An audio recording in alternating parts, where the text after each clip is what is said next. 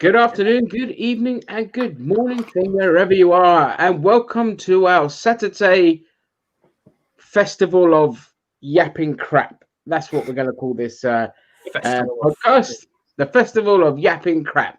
I am, of course, Fisted Ground Trooper, and joining me are my two usual conquests of Samuel Beckett and fucking Cousin Cheeto. Still with Cousin Cheeto. Hello, dickheads. How we doing? Oh, I'm fantastic. Dickhead, yes, I am. Excellent. See, we can say whatever we want here because nobody's watching this bit. We need to wait about half an hour. Anyway, on this podcast, we're going to be talking anything and everything. I believe the other two nerds are going to be talking about Star Trek. Then we have Marvel stuff, Disney Plus stuff, Mandalorian stuff, Star Wars stuff, and more stuff. And, well, seeing as we're here and I'm naked under this commode, let's crack straight on with Star Trek Discovery. So then you two can talk about it, and I can just sit here looking pretty. Cousin Cheetah, if you want to take it away, if you have anything to talk about Star Trek-wise. Michael Burnham is by far one of the worst characters. No, it's not one of the worst characters, but it's Michael Burnham is everywhere. Like I can't do it with this Michael Burnham thing. Like she is in every single episode. She is the center point of every single episode. Drives me crazy. Wait, okay, over to you, Sam. Yeah, a female character called Michael. Yeah. Yes. Yeah, they thought that was great. I don't know why. I actually had, I remember when I was listening. Originally supposed to be Michelle, and they just put some dyslexic prick in charge of it. Here's my thoughts. Is because Michael was adopted by her name was Michael before. I was gonna say because she was adopted by Vulcans, maybe they just thought it, like Michael was a girl's name. But yeah, Spock, she's the adoptive sister of Spock, and her dad is Sarek is a. What, you never heard of her before? Sarek is a stepdad. At all, I don't know anything. I can't believe you've never heard of the adopted sister of Spock before. It's almost like they made it up for this series. I guess they put it in there. They did a fucking what's the name of the bloody producer of the whole Star Trek universe? Oh, Gene Roddenberry. Huh? Rick Berman? No, is he the one that produces Star Trek Discovery? Rick Berman's I think the one that everybody hates because he has been doing some questionable decisions with Star Trek in like the latter years, but I don't know. Is it Rick Berman? I thought it was Kaufman or something like that. What's his fucking name? Alex Kurtzman? That's the one. Kurtzman, yeah.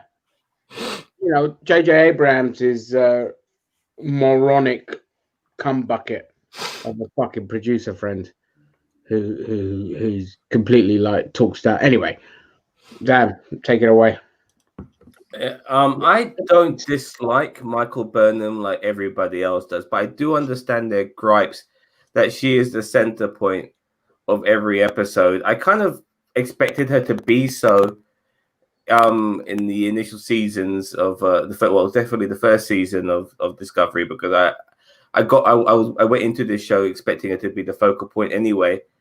But apparently the writers of this show have kind of understood their mistakes, and they're trying to allegedly or apparently spread the love a little bit. And you thought it was doing that. One of the best episodes hardly had any Michael Burnham in it. It was more focused on the rest of the crew because she wasn't in that episode. But nevertheless, since she has come back, she's pretty much been involved in everything, anything, and it just seems to always be her. And I can understand the gripes, but the episodes have been written well. They've been performed well. They feel like Star Trek at the same time. So my gripes with this shit is not as bad as other people's. I'm enjoying the show. I'm enjoying the ride. It would be nice to see more people get more of the spotlight. And some people are more than others. Like there's a character called Tilly who's already been shot up from ensign to fucking commander. No, she hasn't. No, she's not commander. She's still an ensign, but now she's the first officer. So here's position not in rank. I'm gonna make this easy for Ginger really quick. So Ginger, you remember Wesley from the original series? Yeah, Crusher. Okay, so you remember how he went to Starfleet Academy and then came back and he was like on the bottom of the totem pole, but he was like a young officer? Yeah. That's Tilly right now. Right. Now she has been thrust into a position that is William T. Riker, the first officer of the ship. So second in command. Yeah, but she's not she's not a commander. She's an ensign. So she basically so now she has the power, maybe not the rank, but the power of William T. Riker. Okay. Yeah, it's just it's maddening. We have Wagyu as well. Hello, Wagyu. He says Alex Kurtzman, but obviously, yeah, like everything, there are 20 producers under them. I feel like Marvel is the only studio that's really, I don't want to say immune, but is not affected by like 20 other executive producers and stuff like that. Like I feel like everything's under Feige, and that's why everything seems to run very well. Yeah. Yeah, well, you got one person controlling the ship, and Kevin Feige obviously seems like he knows the material, unlike what's her face, Kathleen Kennedy, who's been around this material forever and somehow hasn't got a fucking clue about it. And hello to you, Wagyu. But regarding going back to Discovery, if the show wasn't as good as I expected it to be, then I would have more gripes with Michael Burnham. I expect it to be pretty much front and center of every episode. Somehow miraculously, it makes sense for her to be here and there. I mean, the fact that she was Spock's sister played a massive part in the last episode, and that was convenient, even though she's been fucking demoted. But they do actually punish her and stuff like that. It's not like she just, goes rogue and doesn't get punished for it. She does get punished for it, but I do believe that because she's always successful. As I said earlier, I said in the previous review, the Admiral of Starfleet is going to be very impressed with her and is going to use her, regardless of how rogue she is. You think, you get the fucking job done. I'm going to fucking probably make you next in charge after me or some shit like that. I can imagine shit like that happening. It's very Kurtzman-esque, this whole thing. Yeah, she is. I mean, she's very much his area. She's very efficient. She's very efficient. I mean, she is classic Star Trek in the fact these guys say, fuck you, we're doing this for the greater good. And the amount of time those guys broke rules. And a lot of people have issues with Michael Burnham being a rule breaker when rule breaking has been in every season of fucking Star Trek. But she's obviously the master rule breaker. Yeah, but I'm enjoying the ride, so yeah. Wagyu says, I think the writing is one of the weakest points. I have no idea about science. Are bad at keeping continuity with the Trek we know and love, and even their own continuity. Well, I mean, sorry, go on, Dan. Go on. No, I mean, just to counter that, I mean, you can see with this season alone that they are trying to bring back more of the classic Trek and more of the tropes of classic Trek with this season alone. You can see more of the diplomacy, building bridges. It's not some stupid story up with the Klingons. Star Trek is not necessarily about that, which is the mistake they made with season 1. This time around, it's about getting things done without having to, by doing it the diplomatic way in various ways. You saw that with the Trill. You saw that when they went to Earth, and Earth was no longer part of the Federation. And you've seen that now with the Klingons and with the Vulcans and the Romulans. The very Star Trek-y vibes. I can see all the bridges they're building, like all the bridges they built. It's going to come back in story-wise later on. It is a prequel, which has now become the next stage in Star Trek timeline, really, because they at the end of season 2 they had to go into the future to stop this AI virus from destroying the universe. I know it sounds weird, yeah. So that's how it ended, with them going through a wormhole into the future. So this season starts 900 years into the future. So it's a whole new era of Star Trek. So they've left everything behind now, and this is it. That's one of the best points about it, though, is because that's what they should have done in the first place. Not fucking stick around the goddamn Kirk and Picard era. Just go 100 or 200 years ahead and leave all this shit behind. Well, when they did TNG, DS9, and Voyager, they did 3 series which were pretty much in the same period of time. Yeah, and they had crossovers as well, and they all recognized each other now and again and shit like that. I didn't mind that. That felt pretty good. That felt like almost like a cinematic universe. It felt fucking great. But with this, after they finished Voyager, they should have done something like this. They went in the past with Enterprise. Exactly. That was absolute bollocks. They should have gone. Disagree. Disagree. They want progress. Enterprise is bollocks. It was just there for Jolene bollocks. Ballock to be seen in a tight outfit. We'll never see eye to eye on that one, Sam. Well, you like Enterprise, but you're a fascist. So Wagyu says, you can see they're trying, but they still made a galaxy-wide mystery, the burn, that Michael can probably solve in 1 year and nobody else could. Yeah, I know that. There's my point. There's my point with the burn right there. Yeah, I know, but you can't blame Michael for that. You have to blame the fucking writers for that, for making it so tropey. No, and I have an issue with the character of Michael. Like, the actress, I don't care. Like, the actress is fine, but it's the actor. They're not the actor. It's the character of Michael Burnham. I have how the character is written. Yeah. It sounds like they've done a Daisy from Agents of S.H.I.E.L.D., where everything just centers around her all the time. Yeah. And the burn's important to her, so now it's like, oh, it has to be important to everybody else. And it's like, yeah, and Wagyu's right. It's like, oh, well, if in 120 years people couldn't solve this mystery, but Michael's going to solve it in this season. And Wagyu also said, and the funny quote from last episode was Michael saying that after saving all organic life in the universe, now the stakes are much higher. I know that was funny. I mean, what could it be? Something that's already happened. Stakes is higher. Yeah. Yeah, I think the stakes are higher because in the fridge and it's going to go bad.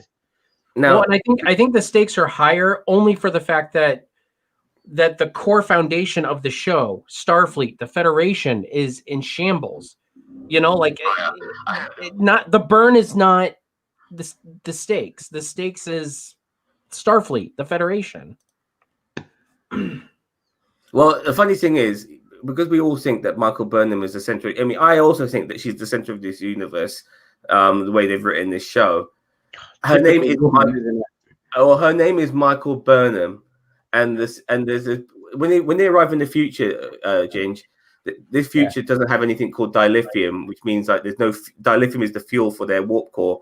They can't travel. It's a bit like Mad Max in space almost. So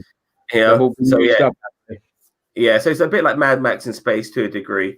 And the thing that's done it is called the burn. That's what destroyed it. And Michael Burnham's name is called Michael Burnham. So I'm a bit concerned that somehow they catch a bit of her name and somehow they call it that, time travel, some shit like that.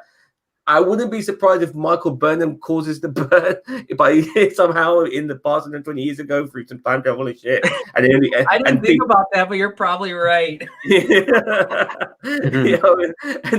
And somebody who sees her doing it by accident, because she's trying to stop it and she ends up doing it, and somebody only catches half her name and then calls it the burn afterwards and shit like that. And that's how people know it. It's a bit like Voyager in motion picture, all that shit. That's what I'm hedging my bets on, because I do feel that, and I really hope I'm wrong. I so want to be wrong on this as well. I really don't want to be right, because I'll be upset if it is Michael Burnham that causes the burn in any capacity. What's Wagyu saying? The thing is that the burn happened. They need to.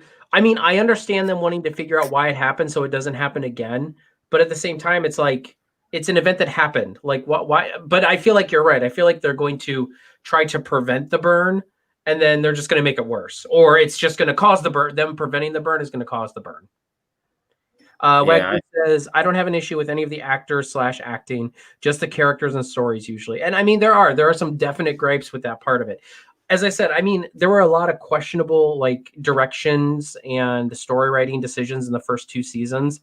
I feel like the direction of this season is very good, except for, as I've said in our reviews, except for the burn. The burn's a word. Ooh, meow, meow. But I've had too much caffeine. Such a dad joke. Okay, go on. Someone read that out. Dilithium isn't even the fuel. It regulates the matter-antimatter reaction. I think they're using dilithium to push anti-fossil fuel politics. Same with Those solar panels on the It's creating a hole in the ozone layer in space. The whole ozone layer in space, yes. I thought he was being serious about dilithium not being the fuel. I'm not sure, but bro. But even if he doesn't consider it to be fuel, the fact is that they can't warp speed without it. Is why I call it fuel. Yeah.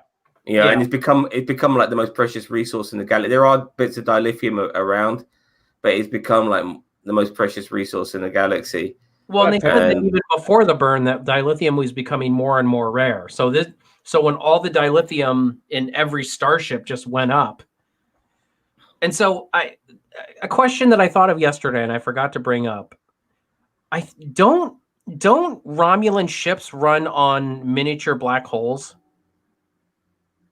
No, I don't know about that. I mean, all I know is that they're quite similar to Klingon ships. You know, they're bird of prey. They do cloaking and stuff like that. That's all I know about the Romulans. The fact, regarding the Romulans, I can't stand the fact that their appearance has changed so often during the course of Star Trek. You know, from green dudes to ridges. You got fucking Eric Banner's version as well that looks like fucking like an evil male version of Ahsoka Tano with all those little marks and shit.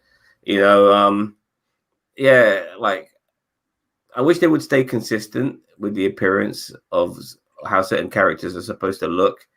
And even Klingons, they had ridges, not had ridges, had ridges, not had ridges. I have no idea what the fuck's going on. Yeah, the Klingons, like, they should have just disregarded how they looked in the 60s and just gone from, like, the next generation point onwards. Because how they looked in the 60s it was a budgetary reason that they were just blackface and nothing else.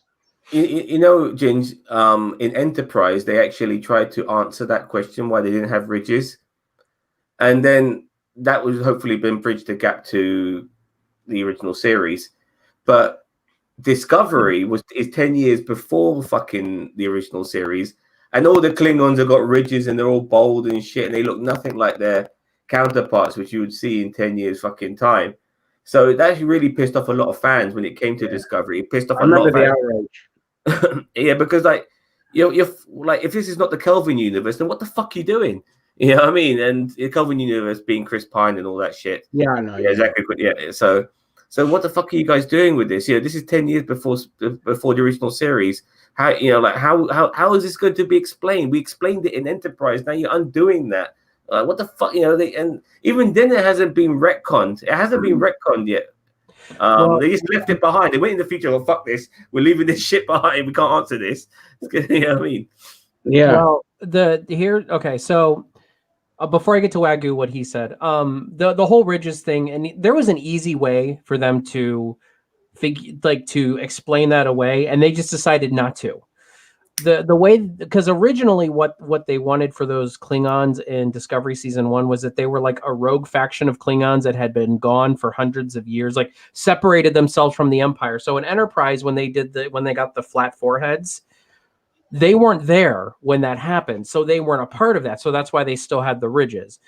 But they contradicted themselves at the end of Season 1 going into Season 2 when you saw other Klingons with the ridges on their foreheads, like that were, mainstay Klingons. So, I mean, they had an easy way to fix it.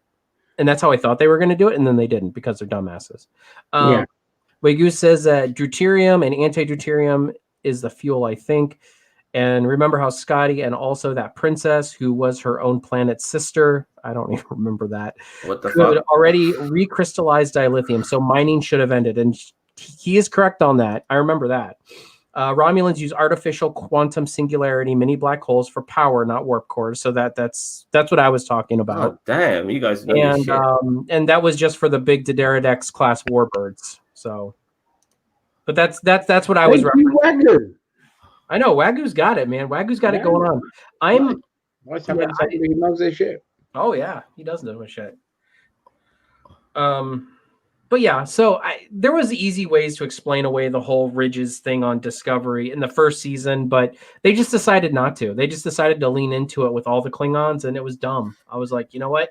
Y'all deserve it. Y'all deserve the hate now. Yeah, deserve the backlash. This whole fucking all the way Star Trek, like, I tuned into Picard just to see out of curiosity, and I was just by episode 4, I'd lost the will to live, and I was like, no, this is Star Trek for a retarded generation. Sorry to use the R word. Well, okay, and I did like Picard, but here's the difference with Picard. Picard is more of a character study. Picard is this is the first Star Trek that is focused on one character rather than like a ship and crew. Exactly, which would have been nice just to be a focused study on Picard, but the whole premise and the plot is just ridiculous. The acting was just absolutely abysmal by all these support characters. It was hand up to the hilts. It just felt it just felt like a kind of a New Hope kind of mixed with a New Hope and a mix with like all these other shows we've seen before, like a bit of Serenity and all this kind of shit.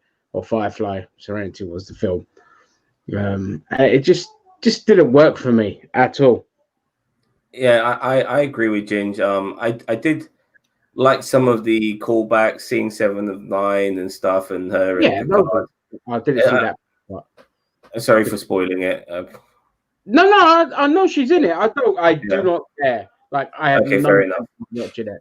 I know she's in it. It's amazing. There were some nice moments. There was even other characters who you totally forgot about, but they reminded you that they were there, but then they get killed off. There's a guy called Icheb, who was in Voyager. He gets killed off. I just need to go to the toilet. I'll be right back.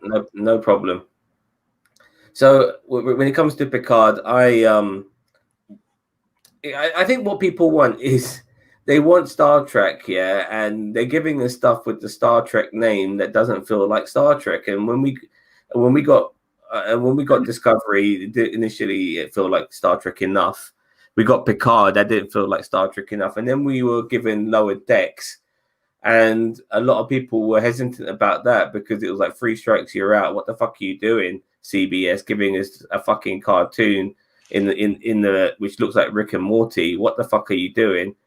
But it was so true to the formula of what Star Trek is, and it just went for laughs as a focal point, but made sure it was fundamentally Star Trek in its values and regarding its episodes. And it was brilliant. It laughed at itself, and you could do that after all these years. You can laugh at yourself. The characters themselves, even though they were sent up, they felt like proper Star Trek characters. And then one of the side characters in Shanks, when he got killed off, I was broken. I was broken by it. I've never, a cartoon character getting killed off, but that was the power of Lower Decks. And I finally felt like I was getting my Star Trek back, even though it was in the most unusual format I could imagine. I felt like I was getting my Star Trek back. I was looking forward to these 25-minute episodes of these guys just doing what they're doing in the Star Trek universe. And now, I'm sorry for monologuing and going on so long. I do apologize. But now what we're getting with Discovery, I feel like they know what the mistakes they've made. They're kind of getting this hybrid of trying to do Star Trek shows, Star Trek style shows, episodes in a modern format. And they're getting it right this season. But unfortunately, the only thing they've got wrong is making Michael Burnham centric to every episode, pretty much. Well, before you keep going, let me. Okay, so it says the princess that showed up cloaked in the short trek. So I do remember that short trek. You are correct. And then she showed up in season 2. And yeah, she did the recrystallizing of the dilithium. So we are correct. They could have done that. I totally forgot about that short trek actually. Yeah, she called Poe planet Zahia, that thing with a giant snake-like cloud wrapped around the planet. I don't remember what that is. And then Wagyu says, I like Lower Decks. It felt so much more like Trek should do, or more like Trek should do. So, and I agree. Yeah, I think everybody agrees on that. I think a lot of people went into Lower Decks expecting something really stupid, because Star Trek has been stupid in recent years. This is not acknowledged that it's been terrible, but this brought it back, and it gave us the era which was the most popular, the TNG era, as well. And I loved it, and all the decent callbacks, great nostalgia, fantastic laughs, stuff that you could really laugh at being a Star Trek fan. You can appreciate the jokes so much. As like Ginger, when we went to see Mick Foley, do stand up, and we saw those warm up acts coming along, and there were stand up comedians who were also wrestling fans like us, and the jokes were wrestling jokes, and they hit. I can't remember any of them, but they hit home. I remember us pissing ourselves laughing. Yeah, we were pissing ourselves laughing. Yeah, and it hit home, and because we can appreciate the jokes, and the same with Lower Decks is jokes which are Star Trek based, and if you know your Star Trek, you're gonna fucking find it hilarious, and I love it. I know I can't wait for more. I want this to have at least 7 seasons. It's that fucking good. Yeah. It says it wasn't Kurtzman who was in charge of that one. It's Mike Mahan, who is obviously a real Star Trek nerd. There's a quote of Kurtzman saying, as a kid, he always loved Star Wars, not Star Trek. Yeah, listen, Kurtzman, it's so evident that he doesn't know shit about Star Trek. I am not a big Star Trek fan at all. But even I could tell by looking at his work, like, this fucking guy hasn't a clue about what he's doing. He was just given his job by his buddy J.J. Abrams, and that's it. You know, Hollywood and nepotism. They're not gonna fire him. He's so embedded now in this bloody universe. That's like Kennedy, just fucking Teflon. Just nothing sticks. It's like, well, and it's also like, just because somebody's a fan of something does not mean they're best for that product. You know what I mean? Yeah, I mean, it all just depends on not just being a fan of something. It just depends on your artistic merits as well. If you're really good in that area. Let's say if we take, for example, Favreau, who is a fan of Star Trek, Star Wars, the Marvel stuff as well. But he's also a really good director and an okay writer, and you could see that in his work. You could see the difference. Whereas Kurtzman, a guy that just stumbled in, probably his uncle gave him a fucking job, and that's it. Went from there, and you could tell. A lot of these executive producers, you could tell they're just, somebody's kid that got a job, and they've been there sucking on the Hollywood teat for generations.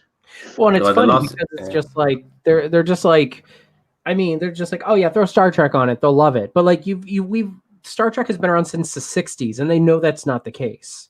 Mm-hmm. Like they know that's not the case. They've been at this for what, 60 years now almost. Yeah. So. Yeah. All right. I mean, look.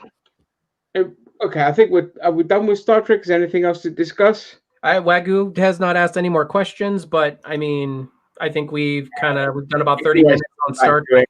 Yeah, that's fine. But I just want to just move a little bit over from Star Trek into something else. So, for example, they're talking about, should Babylon 5 be remade? And if I'm looking at the current situation of what's going on with Star Trek, I'm like, you know what? No. Leave Babylon 5 as it was. As a series, it was phenomenal. It had a couple of really great made-for-TV films as well. And just leave it at that. It was perfect. It never needs to be retouched again. There is no point in remaking it unless it's like Babylon 6 and the program restarts and all of that, and they move on, not remake. Maybe, but honestly, no, because the actors that were in it were fantastic. The writing by Straczynski was just phenomenal, and I just wouldn't want to touch it again. So, because I'm a fan of that, I can understand why Star Trek fans are really pissed off with its current situation in a lot of areas. So that's how I just wanted to finish up on the Star Trek stuff. But just quickly, Wagyu says, but you think if you're making a show in a well-established sci-fi universe, you at least have a team whose job it was to make sure things mostly. Well, the problem is, I always remember this interview by the people that did the remake of the Italian Job. And they said in an interview, and I quote, "We did not watch the film. We just wanted to write something that we wanted as a film, but we just took the minis from that car and the heist." And that is how I feel a lot of things are done these days. These producers, they don't do their research. They don't care. They get a rough, they probably go onto Wikipedia, read a rough synopsis of what's happened. And then they're like, oh, I got the gist of it. And that's it. And they overlook all the little things, all the details, all the nuances. They hire a couple of, they're like, all right, this is you. You go research a few things so we can add some Easter eggs that'll make people smile. And we just call it Star Trek or whatever. And that's basically how things work, because everything's like, from the minute something becomes an idea, you've got a certain amount of time to get it out there, and everything moves at such a frantic pace that a lot of the times you just hire whatever and wherever and just hope that shit sticks. And that's really evident in a lot of shows, not just Star Trek, a lot of shows. That's why a lot of remakes and reboots flop, because people forget about what made it great in the first place. Yeah, I guess so. HD. It would be nice to get some proper HD release of Babylon 5 before they talk of doing that. Fan-made AI upscales are the best we have. I mean, it would be nice to get a remastered version of Babylon 5. I'd love that for Blu-ray. Are you a Babylon 5 fan, Ginge? Massive. Okay. Really? I didn't know. I love that. I own all 5 seasons and the movies. Got them all. Never got into it. Spin-off. The first season was kind of rough, but it's like Trek. It's like any first season is just going to be really rough. But I enjoyed it for what it was. Yeah, I mean, I love Straczynski and the way he wrote that whole thing. Like, it was just brilliant, and it got bad as it went along, and worse, and just great. Well, and I felt bad that they like forced him to make that 5th season. You know what I mean? Like that. You know that. Yeah, yeah. You could tell it just didn't feel right. And well, they were just trying to continue something. You know, like yeah, exactly. It hit its height, and then it just plummeted because Straczynski's like, "Well, I'm out. I've done my story. Yeah, I did what I needed to do. So here, take this." Kind of thing. I love Babylon 5. But don't touch it. I don't want remakes. I don't want sequels. Just leave it there. It's perfect. Yeah. I still go back and watch it, and it still holds up. Not the CGI, which was mind-blowing at the time. It was amazing. It's what got me into going to college to do 3D animation. It was Babylon 5 that did it, not the films, because I designed like one of the Babylon 5 ships that they use, like aboard the ship. I forget what the ships are called. I'm terrible. The fighters? Yeah, just their fighters. They're normal fighters. The little X-wing looking things. That's it. Yeah, I made one of those fully in 3D. Then I just thought, I'll do the Star Wars vehicles, and I forgot about the Babylon 5 stuff and all that. So that was like my early days in 3D. It looks naff now, but back then I was like, oh my God, I should get hired by these people. I'm amazing. Back then it was the bee's knees. It's the bee's knees, and now it's like, oh God, what was this crap? The bee's knees. Yeah, so just leave it as it is. All right, moving on. We've had a nice half an hour on Star Trek, some good stuff. I learned stuff and how to just completely avoid it still. We are going to be talking about something that I find very interesting, and there's a lot that can be discussed here, believe it or not. There was a leak. So I think they lost it. Oh, great. Typical. Well, they could remake them in no time, Wagyu. But I mean, they do. That's what they do. They throw all of the sets and all. When a show ends, all that stuff just gets destroyed. The files probably got deleted as well from. I think they were using Maya to create the Babylon 5 3D stuff. I was using the 3D Studio Max because we can afford to get it. Anyway, so moving on. So there was a leak last week or 2 weeks ago. The person that leaked the footage of this trailer that was specifically for the shareholders of Disney got fired. So you can pretty much say that it's legit. The trailer looks legit anyway. And amongst all the usual stuff that they were showing, WandaVision, Mandalorian, and all of that in this trailer, it also said coming soon in April, Disney 18+. So Disney are actually going to have a part of their streaming service that's going to be, it's 18+, and it showed like Deadpool and Logan and all the kind of more adult stuff. That's No. not Hulu. Not That's not Hulu. Nothing to do Okay. with Hulu at all. It's on the Okay. Disney Plus streaming service itself, and it specifically said Disney 18 plus on it. Now, first of all, this is a great move by Disney. This is fantastic that they haven't sat on it for too long and dwelled on it. They're just like, okay, you know, within just a year and a bit, they've already get the 18 plus stuff because they have Fox stuff. You know, they have Aliens, they have Predator, they have all these kind of classics that need to be on that streaming service to get more bums on seats or eyes on TVs. Now, the interesting part about this is this now changes the game of what we're thinking when it comes to Moon Knight, Blade, Deadpool getting greenlit now makes more sense. Why they just gone ahead with it. This also leaves the door open for like the return of Daredevil, Punisher, Jessica Jones, Iron Fist, possibly.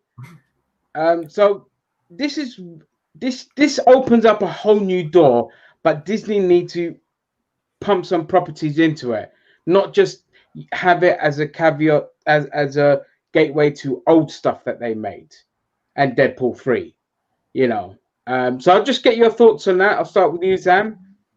I like the idea of them. Well, sorry.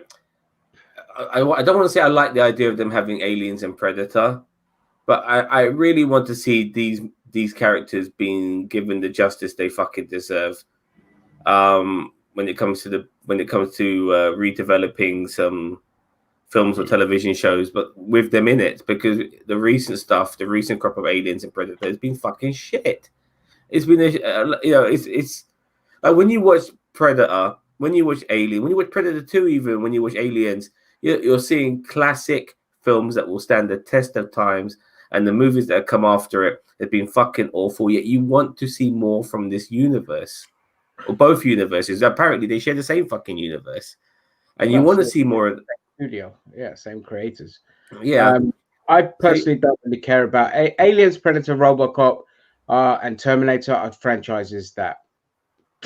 Oh, I'm glad you mentioned all of those things. Like, you know, we're talking about some like classic franchises. I know they're done, but my God, do they still hold a place in my heart, Ginge? And I really want. Look, it's like Babylon 5. They hold a place in your heart, but they don't need to make any more. Just leave them in the past. You could have said that about Star Wars. Specific. No, you could have said that about Star Wars, considering the fucking prequels and the sequels are pretty shit. Yeah, but finally we got something good in The Mandalorian. Finally, it took a while, took lots of fucking fuck ups, but we got it. And you know, we've had a lot of fuck ups. And maybe, sorry, go on. The thing with Star Wars, again, unlike Star Trek and Babylon 5, it's not rooted in certain rules. It has an entire universe where you could take one little pocket and focus on one little thing.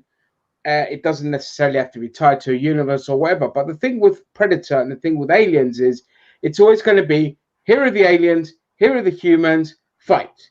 Here is a Predator, here are the humans, fight. I agree. Personally, I would have done with Predators and Aliens, I would have done Predators versus Aliens, just one film, no humans in it, just Predators versus Aliens. And it's just learning how the Predators function, how they learn to hunt, what they're, you know, because they have this thing, you get dumped on a planet and you have to prove yourself kind of stuff. That's what the Predators are. And you could have made something great, but instead they stuck the humans in there, not needed, because we don't need to relate to any characters. And they fucked it up. But regardless, with that, with RoboCop, with Predator, with Terminator, with Aliens, it's always going to be the same. Therefore, there's no need to continue those franchises. With Star Wars, I said Star Trek earlier, but that was stuff. But with Star Wars and Star, you can branch off. Right? That kind of stuff in space is endless. There's no rules. There's no limits. No, I guess you make a good point.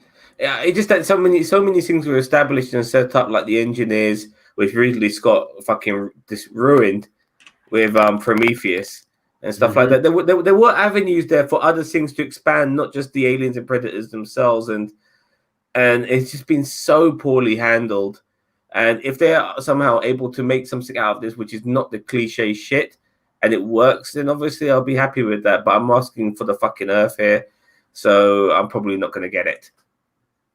Yeah, well, yeah. You heard a rumor the next Predator film will be set in the past with Native Americans, not Red Indians, but with Native Americans again.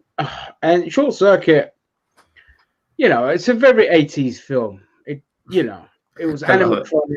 It was Johnny number 5. now it's just easy to remake. Unless it's a Robo Armageddon that spins off into Terminator, then you don't really need to make Short Circuit. We just need a movie that links all of these movies together, like Aliens, Yeah. Predator, Terminator, Short Circuit. Just get them all. Just Well, find I mean, some way to wrap them Disney- all into one universe. Disney Johnny really 5 is Skynet. If I held all those, because now who owns Terminator? It's not Fox, is it? It's Paramount. Is it not Warner Brothers or I've one no of them? idea. Or No, one of it would be Paramount. Yeah, one of them. Shit. I was gonna say, if I owned Terminator, Predator, and Alien, oh baby, it'll be the mother of all crossovers. I love humans in it, but they just get fucking wiped out, and it's just T-800s and aliens and predators just fucking the shit out of each other up, and it would just been an awesome festival of shite. It's a shame we never got Neil Blomkamp. Yeah. Did you read? I don't know what that is. What is So that? Neil Blomkamp did the one of my all-time favorite sci-fi films of District 9. It's right up there with like Star Wars. District 9 is brilliant. It's brilliant. Absolutely brilliant. Great. I know of District 9. I haven't seen it. Oh, it's so good. It's so good. I'm glad they never made a sequel. They never went back to it because I just thought, just as it is, it was perfect.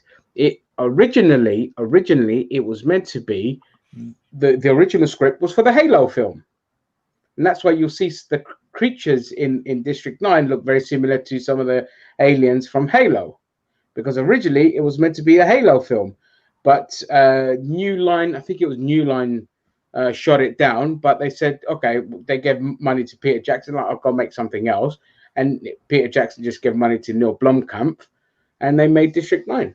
And yeah, that's a fantastic film. I like all of his films, even the lesser known like Elysiums and Chappie. I thought they were really good films as well. And he wrote an entire thing for his Aliens film, and it looked and sounded amazing. And then they ditched it and they went for Prometheus instead, because they thought going for dullard fucking Ridley Scott was a better idea than somebody with a fresh mind and a passion to do it. Exactly. So, and this goes to show, I said earlier that sometimes that the person who creates it is not necessarily the person best to continue it. And when you see someone like George Lucas with, say, the Star Wars prequels, which should have been a lot better than what they were, you then see Steven Spielberg with his recent selection of films, including Indiana Jones 4, which was a fucking disgrace. Mm-hmm. And now Ridley Scott, the guy who started the Alien franchise, has now fucking made some real fucking duds in Prometheus. And Alien Covenant as well, which it sickens me, that movie.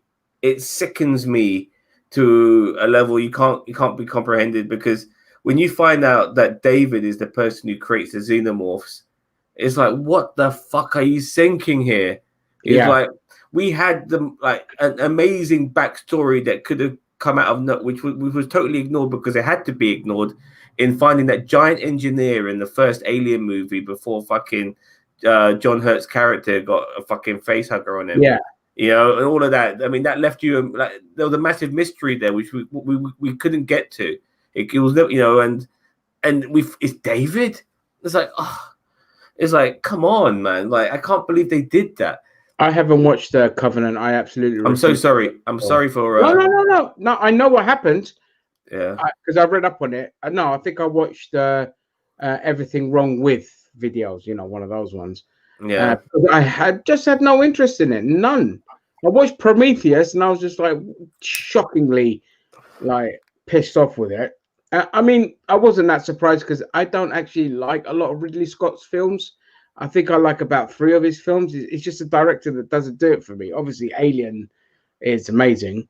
But the ones that you think I should like, and not the ones that I like. The other two films of his that I really like are Matchstick Men and Kingdom of Heaven. There's one you missed.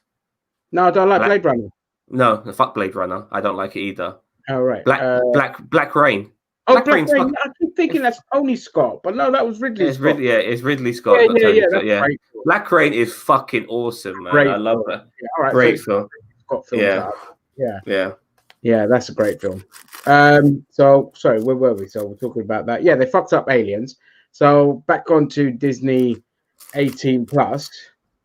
Cheeto, what are your thoughts while you're munching away? You're muted, you dumbass. I know. I had to get back to StreamYard. Yeah. What are we talking about? So thoughts on Disney going 18 plus? Oh, I think it's great. I feel like I thought that's originally what they were going to do with Hulu. Like it was going to be their 18 plus. But I think it's just the best idea, like to have an 18 plus on Disney Plus. I don't know why they didn't call it the stupid Disney Vault. That makes me mad. No, well. Disney Vault. Yeah, they always say, "Oh, we put it in the vault," but now that you have the streaming service, it's like, "Oh, now we're opening up the vault. Welcome to Disney Vault." You got Goofy there standing outside it, doing that shit. Welcome to the vault. We'll lock you in. You'll never come out. Brothers in here. They're dead. It is a bit weird. Yeah, I think that was the best idea possible for them to do that. I mean, Hulu would have been okay to be their 18 plus server. I just think it would have been just easier to have it all on one app. Yeah, it's just easier to have it all in one. Yeah. Wegu has another comment. I always love the xenomorphs as it seemed like they like some scary, crazy, mysterious biology, vastly unlike us, was out there in the deeps of space. It made the universe exciting. Yeah, and then they shit it all on it by making it that a bloody android created it. Yeah, that's the fuck up. Exactly. So well, at least we now know that with Disney 18 plus coming, and we know that it's less likely that things will be put on Hulu now. It's going to be very interesting to see Moon Knight and Blade and what they do with these. Because my fear was, and I'm not going to lie, my fear was that these were going to be PG-13 or have a really low budget and be shoved on Hulu, which for us in the UK probably would have ended up on Disney Plus probably. Over here in the UK, 9 Disney. But that was my fear. But now with Disney 18 plus coming, there's not just the prospect of R-rated Moon Knight and Blade, also the possibility of a return for Daredevil and Punisher. And I don't really those went as far as they went. You don't think? Sorry, I want to keep talking about this, but this slight tangent. You don't think Daredevil's going to be in Spider-Man 3 as Matt Murdock? That's what I want to see. I want to see them cross over now into the MCU because they're no longer separate. My other issue is I feel like with Matt Murdock, I feel like you can have Matt Murdock in a PG-13 Spider-Man movie and it not be that jarring. I mean, if you have Daredevil and you can, Daredevil is also one that you can still do. You can have Daredevil in there and just bleep him out, and he reacts to the bleeps and all of that. It's like, Daredevil's not a foul mouth. He's not a foul mouth, you know. No, he's not. That's what I'm saying. You can have Matt Murdock in a Spider-Man movie, just putting Spider-Man in like one of these Netflix shows or whatnot. It won't work. Yeah. But at the same time, like if you get like you have something like Blade and Punisher, 2 guys who like every sentence is pretty much an expletive. Those guys like to be able to cross over into PG-13 territories when they do crossovers because you expect them to. It's going to be weird, don't you think, that they're not somehow refraining themselves from not swearing all the fucking time? No, I think with like Matt Murdock, Matt Murdock, yeah, but I'm talking about Blade and Punisher here. We could crossover. Jessica Jones and Punisher might be. It'll be weird because their whole tone is a lot more darker. Iron Fist you can get away with as well because he was a bit of a cheesy motherfucker. So he's a bit of a surfer dude, man. You know, he's a bit of a cool dude. Yeah, how you doing? He's a bit like Shaggy. He's like Shaggy of the fucking Marvel universe. Yeah, exactly. Yeah. But Jessica Jones won't work and Punisher won't work. But Luke Cage, Daredevil, and Iron Fist, they could easily cross over into PG-13 territory. You know, I would like to see more Iron Fist because season 2 was excellent. I really loved season 2. No, I didn't like it. I didn't like the first one, but the second season was great, and I loved how it ended, as well. How he's channeling the chief through the weapons of. I forgot the names of it because I haven't read the comics in ages. But I loved how it ended, and I just wanted to see a continuation of that. But to see if Daredevil, if Matt Murdock pops up in Spider-Man, I think we're all going to mark out. I think we're just, yay! Yes, just another. That's going to be the Grand Admiral Thrawn name drop. Yeah. Waku's been saying some stuff. Sorry, I'll miss that one out. The only thing I know about Hulu is that the Orville has moved there so they can make longer episodes next season. I thought they cancelled the Orville. I don't think it's canceled. Was that on Fox? Yeah. Oh, okay. Oh, wow. So Disney owns the Orville. God, that is probably Star Trek. Yeah, so now we're going to have Star Trek versus the Orville. Yeah.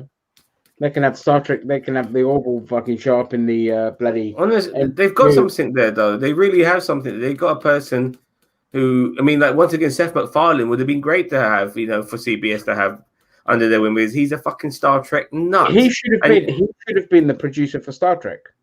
And I say it often, he knows his stuff. an Enterprise. Yeah, he was an Enterprise. The Orville is great for what it is. You know, it really is Star Trek. He knows his Star Trek. He's a huge Star Trek nerd, like huge Star Trek nerd. They should have hired him to take the series forward, but I guess he was just too busy, or they just didn't think. I want to quickly go back to. We have 5 people in the chat, in the watching us. If anyone would like to make any comments, please jump in and just we're talking kind of. Give us a thumbs up. Yeah, give us a thumbs up. So I wanted to quickly go back to Spider-Man 3 because it seems that the mentoring for Peter Parker continues because it looks like he's going to be under the wing of Stephen Strange, and as well as if Matt Murdock is in there as well, he'll probably be under his wing too. Don't you find that a bit jarring that he's always having to be mentored by somebody? Why can't he be himself now? This is the 3rd movie. In his trilogy, that's how his contract is. They always in the contract for the Spider-Man movies. There's always one mainstay. No, that's fine, But does he have to really be mentored? Can't there be somebody alongside him who comes in and out? He might not necessarily be mentored. Oh man, Stephen Strange is going to be mentoring his ass. By the end of Far From Home, you could see with what's the fucking bouncer's name? I forgot. I was going to call it Boogie. Hogan. Happy. That's it. Yeah, Happy Hogan. Happy Hogan, yeah. Yeah, you could see at the end of it, when he was starting to learn all the tech and all the Iron Man tech and all that, it was really coming into his own. How he took out Mysterio, that's, that was his part of becoming a man.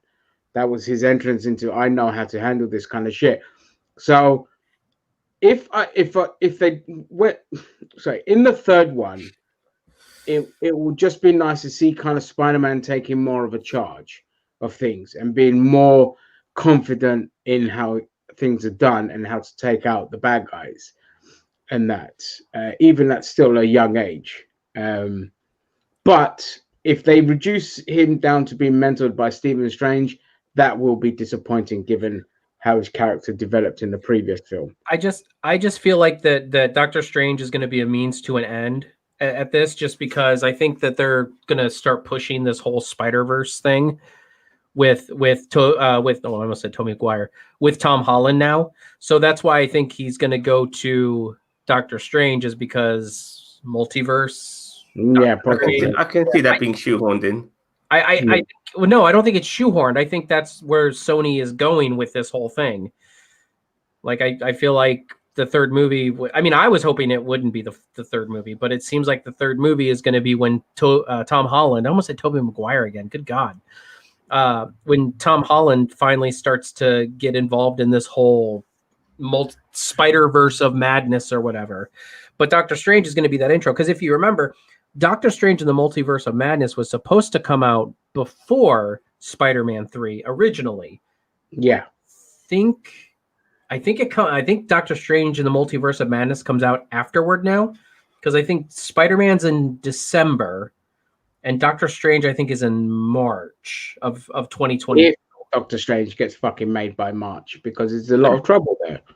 You know, I don't even think it's going to be a horror themed thing anymore. No, definitely I not. don't even think it was going to be originally. I think that when I saw that it was the Multiverse of Madness, I knew that like it's not going to be a horror movie. It's going to be this is kind of one of those movies that's going to be pushing the overall MCU envelope, where it's like we're introducing new themes and we're introducing new characters and we're kind of building up towards the next big baddie. Like, I don't think that the Multiverse of Madness was ever meant to be a. That's what the multiverse, because the way that, but the way they when they first described it, it felt like such a throwaway.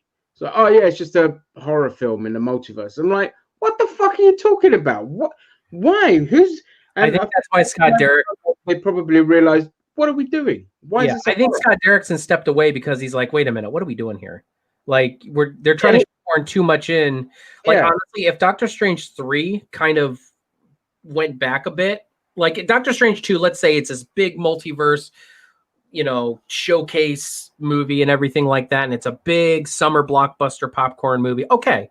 And then in the third movie, they redefine the character. He loses his Sorcerer Supreme, standing, and it's more of a horror theme where he has to go on a journey of self-discovery in the nightmare realm and stuff like that. Like, that's when you can see the horror. Exactly.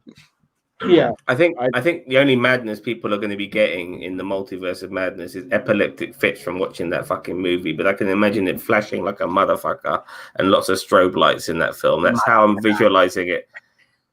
But I also feel like they're pushing Stephen Strange now with 4 Off-World, Cap retired, Tony dead. Unfortunately, Chadwick Boseman has passed away for real. They feel like they need some big hitters to be leading this front and center. Even though Spider-Man himself is a big hitter as well, but he's not owned by Marvel. He's a Sony product, so they want to make sure as many of their guys are front and center. That's how I feel about it. I also feel they want to throw him in the mental role, but they don't know what else to fucking do with him because he's supposed to be a kid and all that shit. But it's going to have Wonder in it as well. And I think there was somebody else that might join them. I forget who. Who's the villain? Well, it was meant to be Nightmare. What about not Kraven the Hunter? No. Yeah, Nightmare. I mean, for this whole Multiverse of Madness thing, Nightmare is not a good villain. Like, I thought you meant for Spider. I'm talking about for Spider-Man 3. I thought you were talking about Doctor Strange. No. We seem to know everybody but the villain. I don't know. Kraven the Hunter? Probably Kraven, because Spider-Man is exposed and Kraven the Hunter is like, I think he's like the big TV star that goes on these hunts kind of thing. Could be Kraven the Hunter. Bear Grylls. Yeah, steroids Bear Grylls. Yeah, I can put it as Kraven. He'd be like, I will be the one to catch him. Look, follow me, cameras and all this. Is he Russian? Huh? He's Russian. South Africa, or no, he's Russian. Yeah, he's Russian. Okay. I never knew exactly where he was from. But okay, yeah. Spider-Man. So it should be Kraven. I hope it's Kraven. We don't really need to see another like of the Sinister Six type other ones. I'll take Kraven.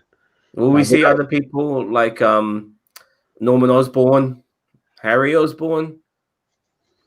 Will we see Tom Hardy's fucking Venom maybe cameo? Yeah. Venom's a part of a different universe technically. So I mean, if you do the multiverse or the Spider-Verse, you might get that, but yeah. But Tom Holland's Spider-Man is supposed to be showing up in the Morbius film. as well. Yeah. Well, you know who's in that?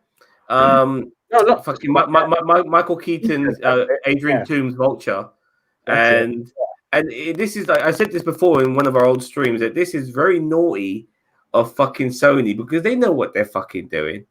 They're trying to say, yeah, we are in the universe. Look, we got Adrian Toomes. You remember him? He was in Spider-Man, and so was fucking Iron Man. All three of them were in the same fucking film. They know what they're doing. It's very, very naughty, Sony. Naughty. But you can't blame them. Can't blame him. No, you can't blame him. You can't blame him. You know what I mean? Yeah, they're trying to blame get off of that sweet MCU notoriety. Yeah, exactly. Because you know, even when you're watching the Morbius trailer, sorry, the Morpheus. The Morbius trailer, like he's running past the poster of Spider-Man and it says murderer on him because they think he killed. I also do think that when it comes to Quentin Beck, Mysterio, I think they're going to resolve that and nip that in the bud quite quickly, like Snoke. They just nip it in the bud quickly. You know what I mean? Well, I don't think he's going to be dead. I don't think he's dead. I don't think anyone believes he's dead. I mean, here's the two ways that the whole Mysterio thing can be is it's going to be one of two things. Either he really is dead, but they use like the holographic technology to keep him alive and AI and all this. Yeah, he's like AI and stuff like that. But he's the actual physical Quentin Beck is dead. But so it's going to be the one guy who was like the tech guy behind Quentin Beck, but he's using like Quentin Beck's image with with a lot of that other crap. That's very clever. Yeah. I mean, that might be a route they can go if he actually is dead, but I just think he's not dead. I mean, no, I don't think so either. Yeah, because at the end, he does die. He always comes back from the dead. No, but at the end of Spider-Man 2, when he spoke to Edith, he said, "There's no illusions." Not saying that he was dead or not. This is not an illusion. So it is open for him to come back or not, either way. So they left it open on purpose. They've left it open, which is pretty cool. And if he does come back, I don't want him to be like this, reoccurring. Haha! Next time I'll get you again, Spider-Man. He like comes in. You know how it is with villains. To build them up towards a Sinister Six. I was about to say that's the only reason they kept him around was because they wanted him for Sinister Six. I mean, if I had Jake Gyllenhaal, I'd want to keep him around for Sinister Six somehow.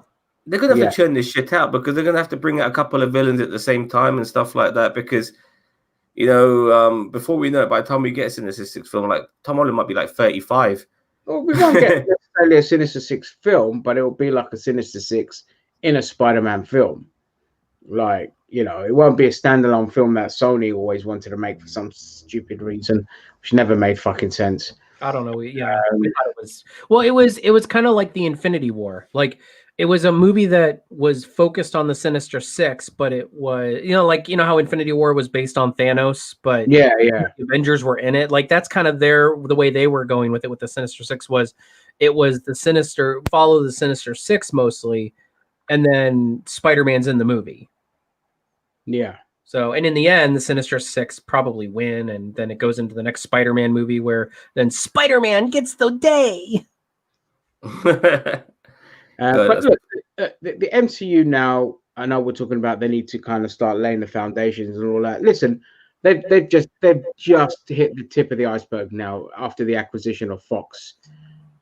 Because once the X-Men come in, then that just opens up a whole new cake shop of what you could do with it, all the character spin-offs you could do with it. Because I just hope they don't rush it. Like, I know they haven't rushed it yet, but that's the beauty of it is they haven't rushed it yet because they've also got Fantastic Four as well. So I feel like we need them before we need X-Men. I don't want to be drowned in I know I don't want to sound like the sad bastard here, but same time, like we haven't got much content, and then all of a sudden we get a shitload. And my problem with like the CW was that there was so many shows to keep up with, and some of the quality was lacking in some shows more than others. And then eventually, I just couldn't be fucked because I thought to myself, if this is connected to this and I can't watch this, like I don't want to be fucking watching any of them. If I, I'm just done with it. And I just don't want that to happen with the MCU. I really don't want it to flood us with shit. They're keeping a good pace of things at the moment. But you're right. You want to be careful with how you release stuff. You don't want to have 8 fucking different kind of X-Men shows running at once like the CW does. Like Monday, it's the X-Men. Tuesday, it's the New Mutants. That kind of stuff. Like, I'm just talking hypotheticals here, but you don't want that because you get content fatigue as well. Yeah, for sure. Yeah. Well, and that's the thing is like it seems like they're treating a lot of these Disney Plus shows like their own movies. So I mean, like I originally WandaVision was supposed to be a one-off. Like it was just supposed to be WandaVision and a lead up to Doctor Strange and the Multiverse of Madness. But then I think they said something recently about there might be a season 2. Like that's what I'm like. Because if they treat these like movies, I'm kind of okay with that. You know what I mean? Like, I mean, if it's long movies. Mm-hmm. But I mean, yeah, if they shaking everything.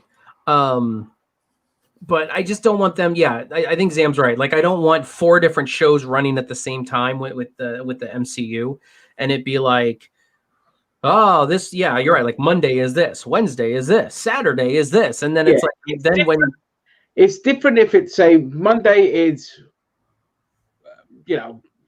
Falcon and the Winter Soldier. Tuesday is Mandalorian. Wednesday is because it's different universes. That I get. Yeah, you can get that. That's not the content fatigue. The content fatigue is like more MCU, more MCU, more MCU, more MCU. Yeah, and because everything does feel samey. The way it's written, the way it's produced, and all of that. You're just going to be like, well, it's the same thing with different faces on it, and that's where the fatigue kicks in. But if it's completely different shows, that's fine. So, but yeah, I mean, like they've only now just getting started. I know that sounds crazy saying that with the MCU, but the Avengers in the comic book universe they're just like this little corner that it took them until Civil War, Avengers disassembled, to become relevant.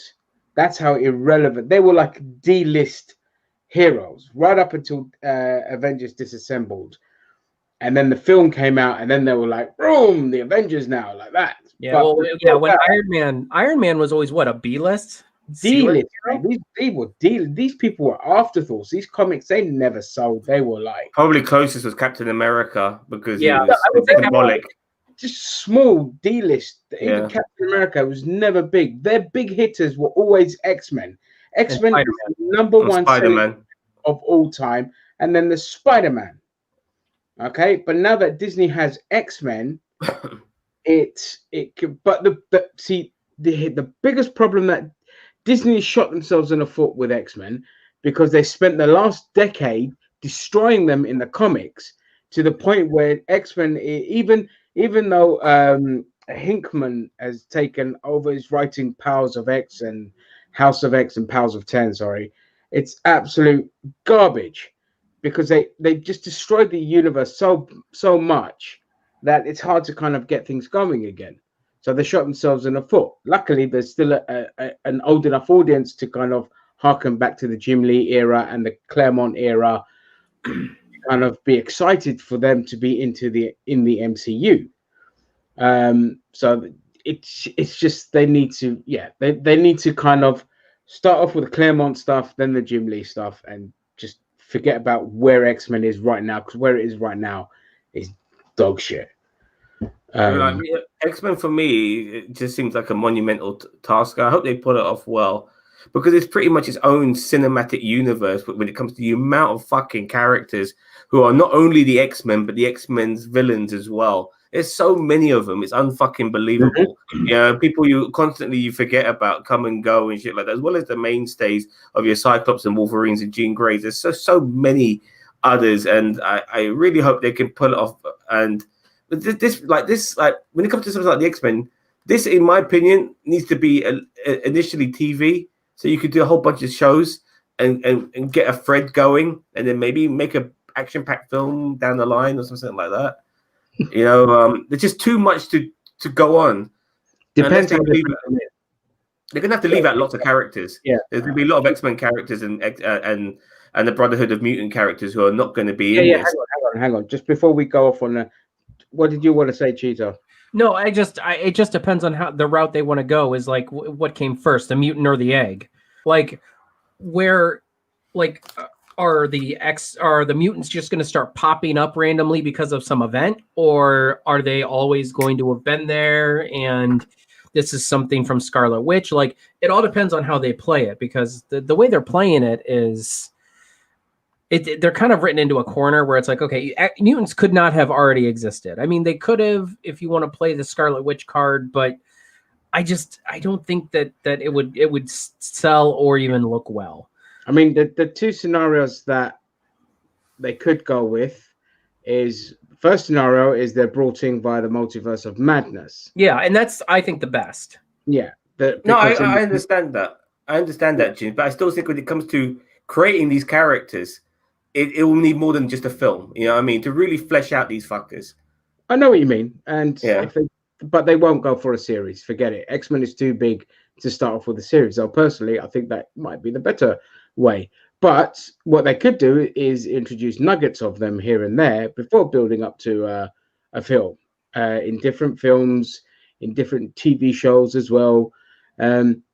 You know, the second route that they could go to, and this is the one that I'm perfectly okay with because it's a different era, is they were created during the snaps, either through residues or Tony Stark created some kind of superpowered, like a universal superpower with beings to kind of protect the Earth, blah, blah, blah. But if they do that, then X-Men shouldn't be created. The X-Men themselves should still be another couple of years down the line. So basically, the earlier mutants have been created, like your Professor X, your Magnetos, you know, all the old schools, Wolverines, all of this kind of stuff. And then maybe another 6 or 7 years down the line, because in the MCU universe, this is like over a decade, over 15 years since the first snap. And then you've got all these other mutants hitting puberty and their powers now coming up and all of that. And that's how you do it. And these ones, you have them in popping up in little films and all of that. And Professor X is hunting mutants to, you know, get them into the school and all this kind of stuff and protect them.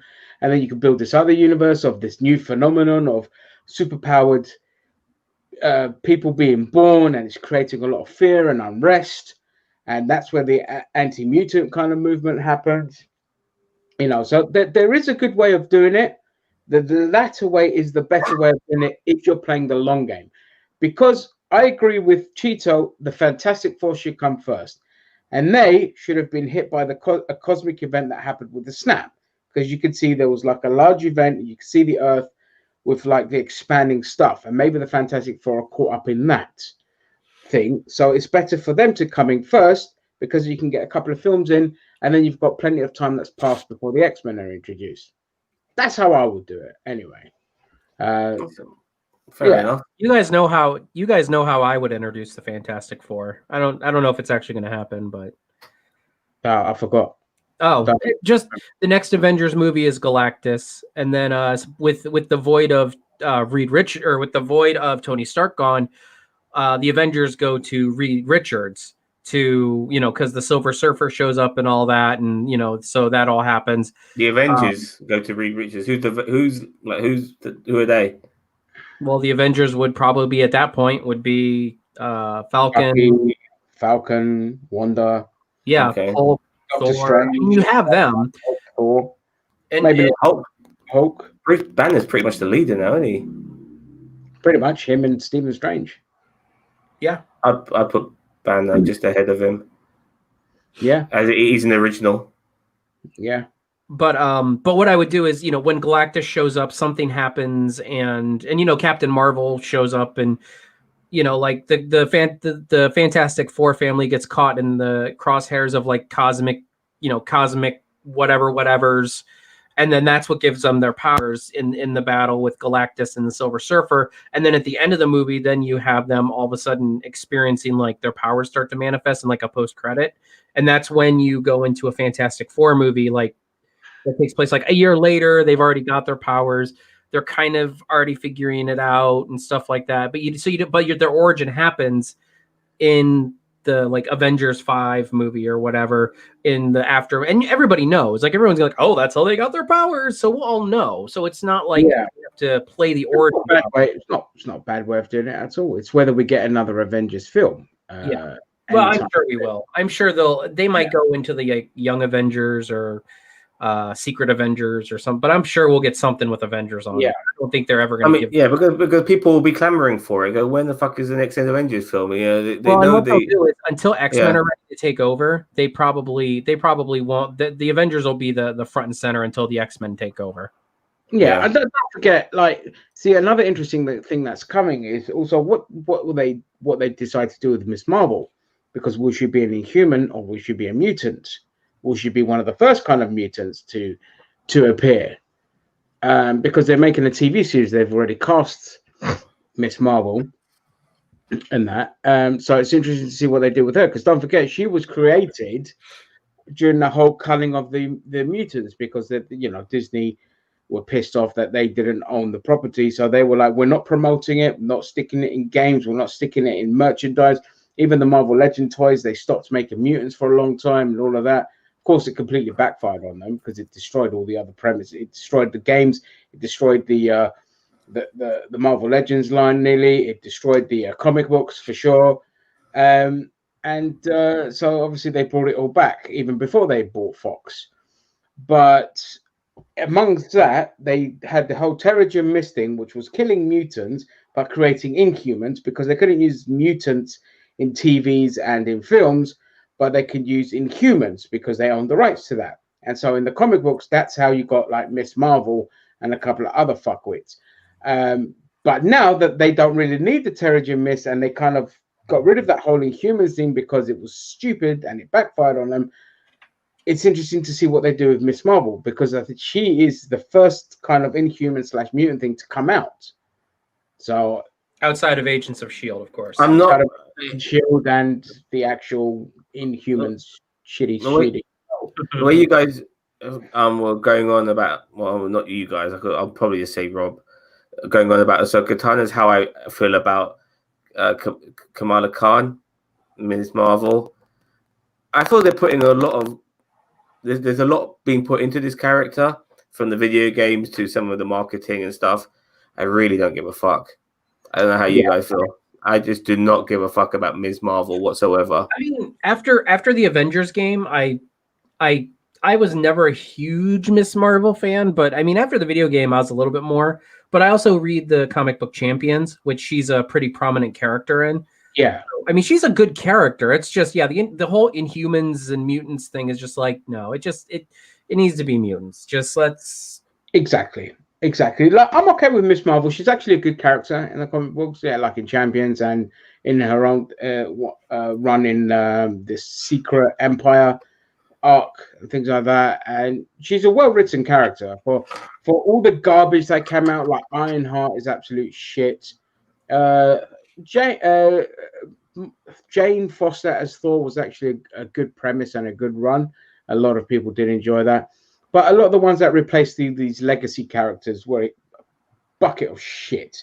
Except for Miss Marvel, she was one of the standouts, and it's kind of nice to push that, because it's gonna tap into the kind of Pakistani India market as well. So that's kind of a nice thing to have, because you've got to look at it from a business point of view as well. But I see that. But how about we get somebody from fucking Pakistan or from fucking India, not a fucking Yank. Well, she's from America. I know she's ethnically, you know what I mean. But it would be more better. It's a bit like what they're doing with Shang-Chi. They've cast a Pakistani girl to play her. Yeah, but she's American, isn't she? Yeah, just like Miss Marvel is. She's Pakistani. Yeah, American. I know. I'm sorry. I'm just Pakistan. No, but it would be nice if it was. They really needed nicer to kind of expand outside of America. Yeah, I agree. Yeah. So they really need to cast them as Guardians, as Guardians. I mean, come on, guys. I mean, this is ridiculous having Earthlings as Guardians. But I always said, like, the comics should have moved away from like America as being centric to everything. Yeah, it should have moved the Middle East. Not an anti-American rhetoric. I'd say the same if it was all set in London. It would be like, come on, there's Newcastle. Oh yeah, no. The problem is it's like every superhero's in New York. It's like that's the problem. Yeah, exactly. You can blame Stan Lee for that. Mayor of New York, I'm like, fuck's sake again. Every superhero's in New York. New York is just a park now. Fuck this. We're all leaving Manhattan. It's just a park. Let's go. Done. There's Fed up just with a it bunch of blowing up. superheroes running around saving like wildlife. Like Yeah, there's no crime because they all left. that's it. They're all just dispersed everywhere else. You know, the real crime in New York is gentrification, though. Let's not forget that. Because like regarding Shang-Chi, they're trying to get the Chinese market, yeah, but they fucked up big time because the hero is a Chinese American, whilst the villain is a Chinese, and that's the fuck up they made right there. Because you're not going to get the market if you do it that way. They're going to think, shit, you made us the bad guys, and you made this guy who's a fucking immigrant in your country the good guy by making your country to seem to be better than ours. What the fuck are you doing? You know what I mean? It's like, yeah. Well, I mean, if you want the Chinese market, don't hire Chinese people. Just put white people in it, because Chinese people don't want to see Chinese people in the film. That's why they paid Matt Damon $60 million to be in that shitty war film, because they want to see white people in the film. But you know, America is so it's interesting. It's so insular, and because it's so arrogant. In the white people think how white people think. They don't think about how other countries think. Not just say like black people in how America would want things. It's not. That's not how it works. If you go to actual Asian markets, like Rogue One, they put a lot of Asian actors in it, and they're like, oh, what the fuck? I don't want to see more of my people. I want to see white people. It's like it's a white movie. Arabs, where they just want to see a blonde woman. You know, like that kind of thing. Well, you know what? This pimp once said, yeah, this is a true story. This pimp once said that if he opened up a whorehouse in Sweden, he'll have it full of African women. Yeah, but there's no need for blondes. There's plenty of blondes there anyway. And if he opened up a whorehouse in Africa, he would have it full of blonde women. You know what I mean? So exactly. Yeah. Like the last thing you want to see as a Chinese citizen is another martial arts film. It's like, oh, for fuck's sake, give me this shit. You know, that's why they hired like Arnold Schwarzenegger to be in that film that got delayed because of COVID that he's in with Jackie Chan.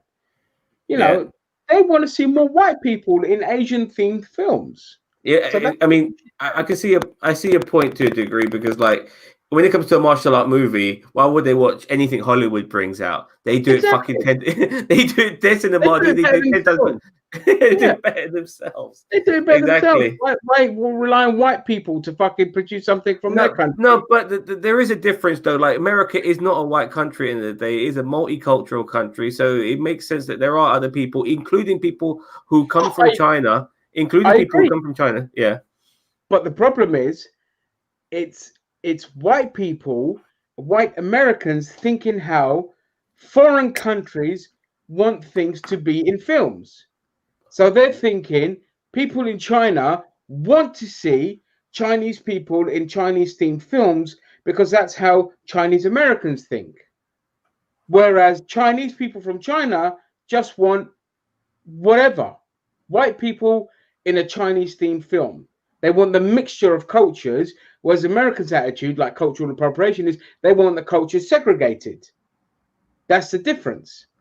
Whereas you go to China, like for example, if you go to Greece and you're embracing Greek culture, the Greeks will love you for that. But if you go to America and you embrace Greek culture, they'll say you're being culturally appropriating somebody else's culture. You know, that kind of mentality. That's where we are. It's confusing, but trust me, it's a bit like when somebody had a go at this one geezer for wearing Japanese garb. I couldn't believe it. Like this guy, his white guy was wearing a Japanese outfit. I think his wife was wearing a Komodo outfit, a Japanese outfit, and people thought they were being culturally inappropriate. I have been to weddings where I've seen, you know, a Scottish wedding where I saw fucking Asian men in kilts and I saw white people in saris. No one gave a fuck. We loved it. We loved seeing the mix. We loved them embracing our culture, you know, each other's culture. I don't know why people have a problem with that. Because they still have the mentality that of like, oh, Hollywood had a history of taking other cultures and exploiting it for money. Yeah, that's a company doing that. An individual on Instagram or an individual that wants to wear something because they like it is not exactly going to exploit a culture for fucking money. They're just gonna like wear I used to have like an Asian jacket, no collar, the big sleeves kind of thing, with beautiful buttons and all that. It was really nice. So I can't say you can't wear that. You're not Chinese. I would just slap you in the face. You know, I'm really getting you now. It's like, yeah, we need to get the Chinese market. Let's put Chinese people in our films. Yeah, there we go. You're getting it. You see? It's so fucking stupid when you think Yeah. about it like that. These films are massive. You know, films like I was watching fan reactions of Avengers Endgame all over the world. Yeah, all over the world, people were going nuts when fucking Cap got Mjolnir. Every country in the world, India, Everyone. China, everyone. It didn't matter. I mean, fucking we did as well. Fucking Captain America, not Captain UK or whatever. Captain America, but the symbol of purity, grabbing that fucking. It transcended. Great cinematic moments. It transcends everything, you know, and Exactly. they just don't get it. No, Do you get it? Do you understand where we're coming from, Bob? Bob? He's looking away. Do you know where we're coming from? Got married in Japan, had to dress up in Japanese clothes for the pics and such. See, there you go. See, he had to embrace the culture to get married there, kind of thing. But if they sent a picture of that back home, they would have chastised you. They'll be like, I'm going to speak on behalf of the Japanese people, and you're appropriating their culture, even though you're in Japan and you're getting married wearing their outfits, kind of thing. That's the mentality of people. You know, we've been there with like different hairstyles and all of that. It's like, fuck off. Nothing's exclusive to your culture anymore. If that's the case, take off your trousers then. Yeah, like Jackie Chan's been in loads of Hollywood movies, and he's been in a lot of Hollywood shit movies as well. And I'm not sure if those films have done that well in Japan, in China, regarding Jackie Chan being in it. They have not at all because they know what quality Jackie Chan films are, because he was doing them in fucking Hong Kong and shit before fucking he went to Hollywood, and they watered him down and had to fucking team him up with someone all the fucking time. Exactly, they completely bollocksed him up. Yeah, so, they're not going to watch. Yeah, they're not going to watch that. They'd rather watch a couple of white people in China doing shit, embracing the culture. That's what we sell. As I'm going on about Jackie Chan, though, don't get me wrong, he's done a ton of shit films. As good as he is, I think he's actually one of the greatest of all time when it comes to being a film star. But he's done a lot of shit films. But the guy just churns them out. I mean, he just wrote the conveyor belt of films, man. It's just, but he's not young anymore either. Like the guy's like in his mid-60s, and he's exactly. He's dyeing his hair and shit. The Foreigner, by the way, watched that. Excellent. Oh my, I was just about to say that. I said one of the films that came out that blew me away, I did not expect, and it's one of my favorite Jackie Chan films, is The Foreigner. I want to. Wouldn't it be nice though? Wouldn't it be nice just for Jackie Chan to maybe make not an action film, just do a film without? I love seeing that from actors. He's a good actor. He's a great actor. He's a great actor. Such a great actor. Oh man, I bought everything from his great, but his best role, by the way, because he wasn't being chippy chirpy Jackie Chan. You know, he was in shit, and he was depressed from the beginning, but he lost everybody, and then he loses the final person in his life. He's lost everyone. He's got nothing to live for and shit like that. And I love that. And even though it was a good action film as well, I would love just to see Jackie Chan just make a film which is not action at all. I would love to see him in a drama or anything, even maybe a mild comedy. He doesn't have to do action, and I think he's been in film long enough. Even 20 years ago, he could have done it. He's been filming long enough that he doesn't have to do a fucking action movie. You know what I mean? Give the guy a break. Let him do something else. You know, he's done plenty. He's done enough. He's got a whole fucking library full of films we can lord over for years, and just make him do something else now, because I want to see him as an actor, not just not an action star. Yeah. Okay. So we've been going for an hour and a half, and we can finish off with some Star Wars stuff. Yes. If you guys want? Yeah. Why not? We had The Mandalorian yesterday, called The Jedi, and it was a very disappointing episode. Apart from one or two little bits, we had possibly one of the worst villains I've ever seen in Morgan Elsper, played by Diana Lee Inosanto, who's apparently a goddaughter of Bruce Lee. Like, who gives a fuck? She's actually a stunt actress more than an actual actress. Which was even more disappointing than, it was even more disappointing regarding the fight scenes. Exactly. Sure. Yeah. Yeah, it was absolute garbage. Couldn't deliver a fucking line. She delivered her lines worse than Sasha Banks did in that one line of dialogue that she was given in episode 3, I think She was given more lines of dialogue, but she had her helmet on at the time. Yeah, but it was awful. It was a very disappointing episode. The only bits I liked personally was the opening fight and bit where they just sat and just talked about the Jedi stuff. So, do you guys want to talk about anything regarding Mandalorian? Yes, Not just the episode, but other stuff. Dave Filoni, I want to call him Dave Baloney. I'm really glad that he's made a fantastic extended universe. A lot of people do appreciate it. But I think as a director in live action, he's shit. Mm-hmm. You know, he made the gun. I could see. I didn't want to nitpick. Like I think to myself, you know what, this doesn't feel well. What at times it felt a bit wobbly at times, a bit not as well made and stuff like that. And I think to myself, yeah, this is Filoni directing here. You know, a better director could have made a bit more of this scene, in my opinion. And it just like it's very hard to explain it overall. You just have to watch the product, and you get a gist of what his directing is like. And this is why, in my opinion, this episode wasn't as good as it could have been. The set for where the villains lived, it looked very much like fucking Navarro. You know, it felt like a rehash of that. It didn't feel big at all. I wanted some. It didn't feel like a big city, but when he flew over it, and those fuckers are looking through that shit like they did on Yavin 4, you know, and that showed you the city was big. But once he went through the doors, the city just felt like that fucking street, you know.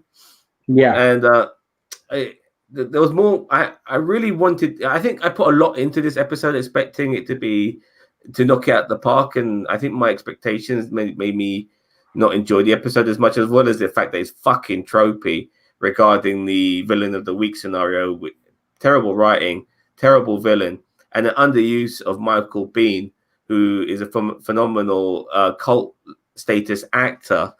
And I like the fact that they did put him in there.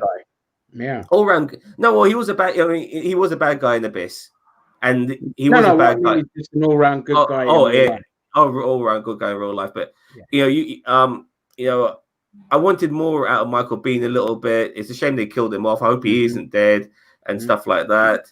The fight at the end was awful. Waste. Sorry, it was a waste of Michael Biehn. A complete fucking waste. Yeah.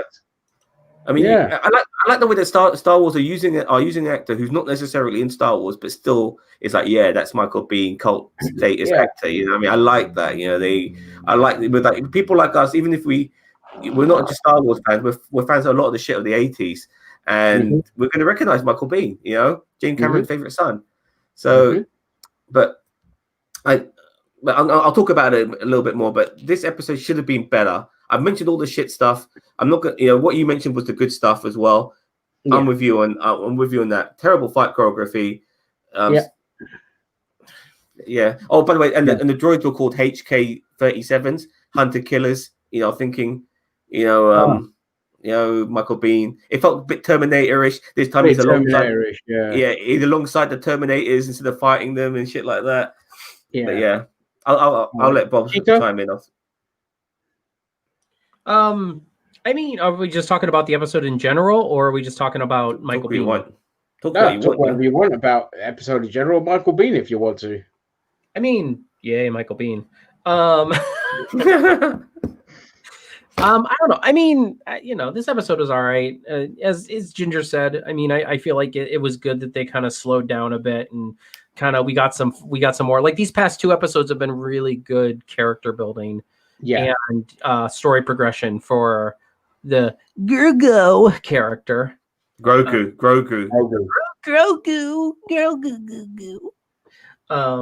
So I mean, you know, as I said, I don't think this episode was ever going to be as amazing and spectacular as everybody wanted it to be, because it was just so hyped, and that's why I went into it with like I was just like, well, because I'm not a big Ahsoka Tano fan. It's like I'll just take what I can get. And I mean, I left satisfied, but I didn't think this episode was going to blow my mind. It's just sad that it just went down the generic route. That's all, you know. It just followed the standard Mandalorian plot, which I just again, what I'd like to add about Mandalorian, the fucking writing is just awful in this bloody series. It really is. The only two times where it's been decent were it was when she was talking about the Jedi stuff, and when they were talking about the possible like clone stuff and all of that in the previous episode. But other than that, it's just like, why are you talking to me like this is a 90s kid TV show? This is how I feel the writing is for the Mandalorian. It's like, what? It's frustrating. It could be a lot better. It could be a lot more like not adult, but a bit more, more mature in its delivery, rather than talking to me like I'm a fucking simpleton in a lot of areas, or even talking too much. Sometimes the recaps piss me off. It's like, oh, I know what's going to happen. You can kind of it makes you thread things along when you don't need to, because it like when you see things even happening in the scene, you think, okay, this is going to lead to that because I saw it in the recap. You know what I mean? It's like that's why it's best to skip the recaps completely, so you don't know. I skip the recaps. I skip it so I don't get the oh god, here we go kind of thing. Yeah, fair enough. Yeah. So we got I had to write this down because I posted it in our chat, didn't I? Regarding the names of the people who could possibly be the Jedis who pick up Grogu. He apparently Ahsoka Tano said that you take him on top of this the seeing stone. It's not a seer stone, it's the seeing stone. And if a Jedi comes along, then that'll happen. Jedi comes along. Now with the strength to carry on.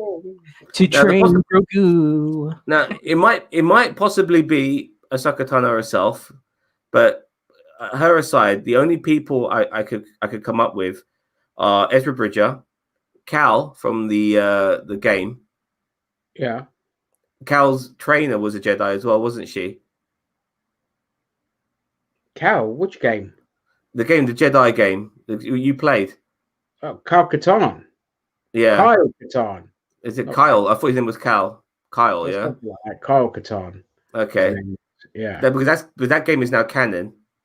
Yeah, that game is canon. Well, and possibly. But he saw his main master die at the beginning when he was just a youngling. But then he had another master, was like a short-haired black lady. She was a Jedi as well, I believe. And she lived at the end of the game. Oh no, you're not. No, not you. Oh, you're talking about Jedi, the recent Jedi game. Yeah. Kyle Kestis. Yes. Cal Kestis. Yes. Sorry, I was thinking of Jedi Academy and Jedi Fallen Jedi Outcast. Sorry. Yes. Yeah, that game is canon. Yeah, that game is canon. But that lady who with the short black hair, she lived. She's a Jedi, but she's a Jedi as well, isn't she? She's a Jedi. Yeah, she's the one that trained Cal. So she's a Jedi. She's lived. She trained Cal. So it could be her or him. It could be Luke Skywalker. It could be Leia. Yeah. It could be Leia. Some people are saying Mace Windu. Did Kane survive in Rebels? I don't know. I mean, he got blinded, but I don't know if he lived or not. I can't remember. So it could be if Kane's alive. If he's not alive, let me know. But if he's alive, then it could be Kane. And some people are saying Mace Windu. Some people are saying that Mace Windu, after getting his hand chopped off, was the one who took Grogu from the Jedi Academy in Revenge of the Sith. That's stupid if that happens. Yeah, and by the way, also one more thing.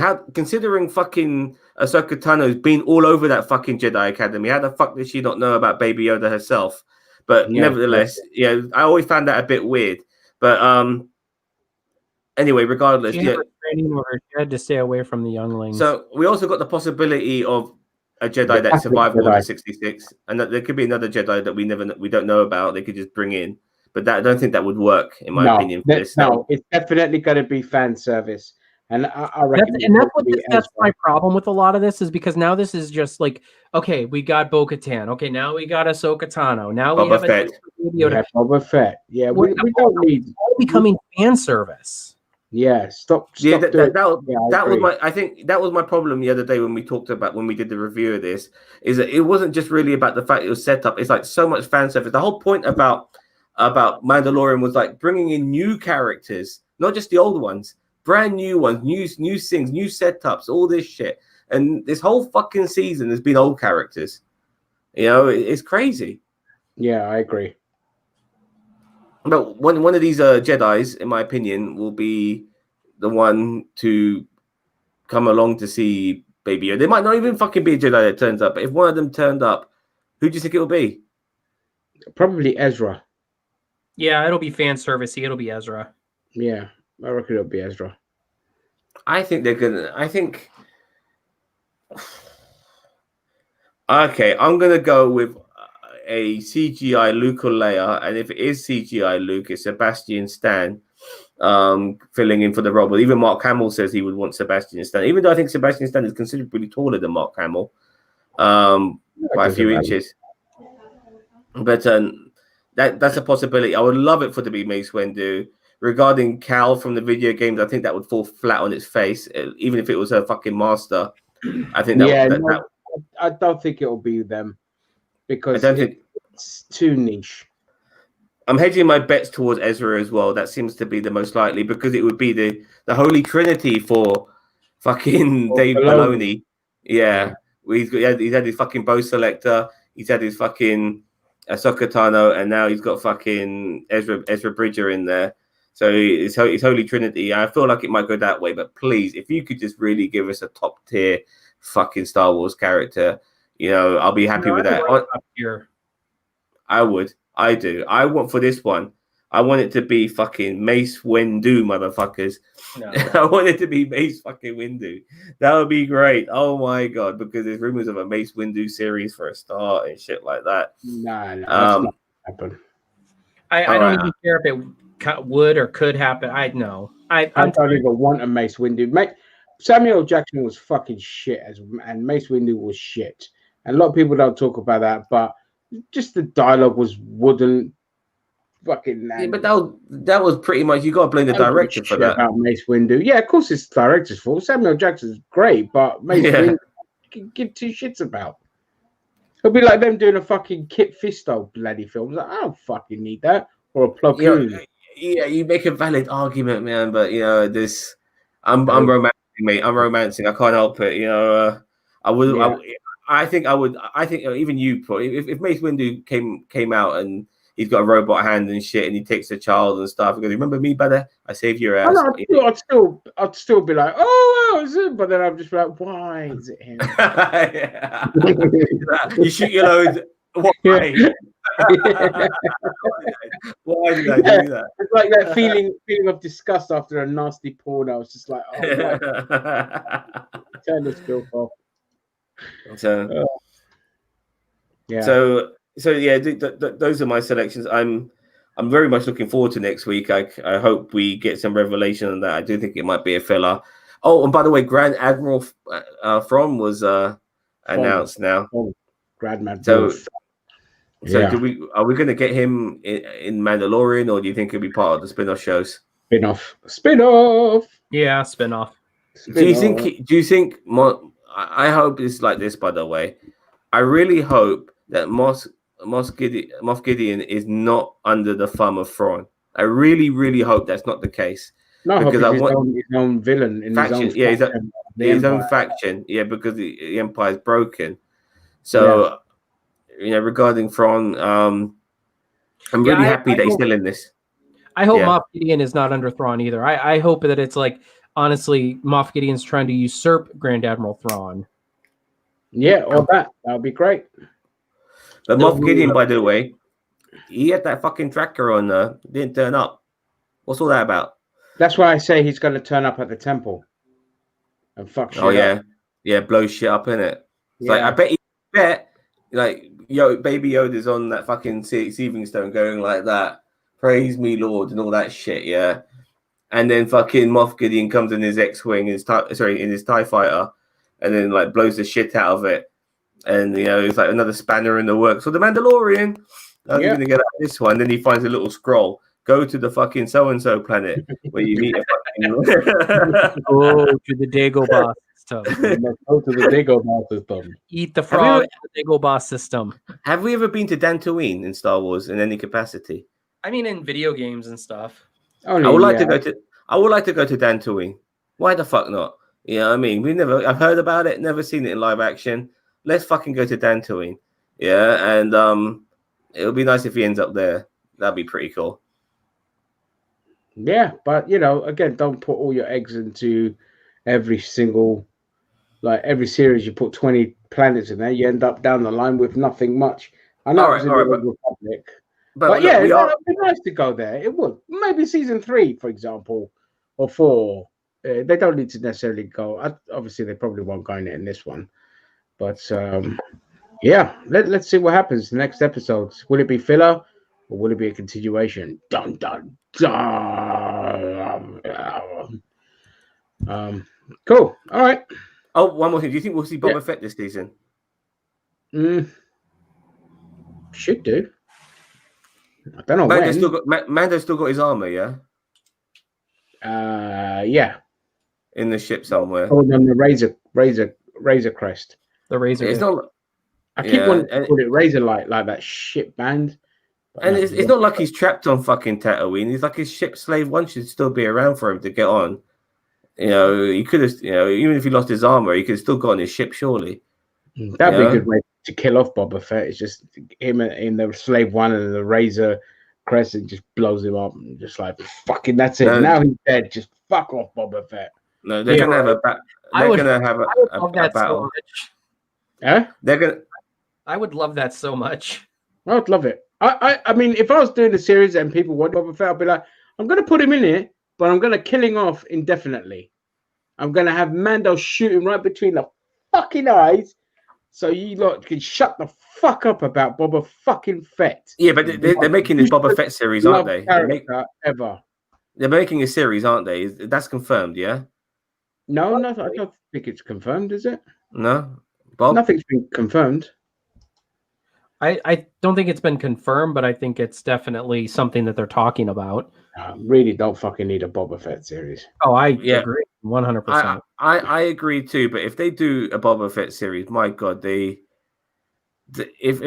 like just do a series about a fucking asshole and keep him as an asshole, a cold-blooded asshole, not somebody who becomes like Mandalorian Part 2, because I don't want that. I'm kind of hoping Mandalorian will be mostly an asshole.